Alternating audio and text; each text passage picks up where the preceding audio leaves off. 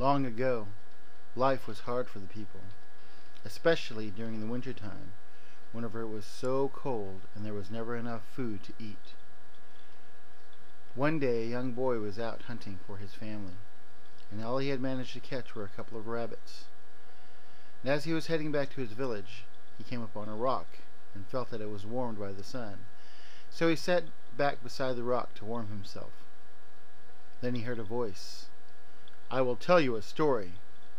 The boy looked around, but he didn't see anybody. So he sat back, and the voice came again. "I will tell you a story." "Who is there?" said the boy. "It is I, Grandfather Rock, and I will tell you a story." "Okay, Grandfather," said the boy. "Tell me your story." "First," said the rock, "you must place an offering on my back." Now the boy looked at what he had. He had the food for his family and he had his weapons. But he knew that this was a special thing. So he took one of the rabbits and he placed it on the rock's back.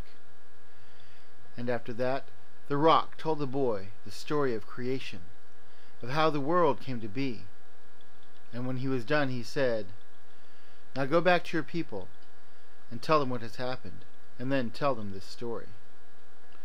So the boy ran back to his village, and he gathered all of the people together, and he told them what had happened with the rock, and then he told them the story that the rock told him. And as he was telling the story, the people noticed that they didn't feel quite so hungry anymore. They didn't feel the cold as bad as they used to. So the next day the boy went back to the rock and placed an offering on the rock's back. And the rock told the boy another story. And the boy went back to his tribe and told them the story. And this went on all winter long, until one day, when the grass was turning green and the leaves were starting to come out on the trees, the boy placed his offering on the rock's back. But the rock was silent.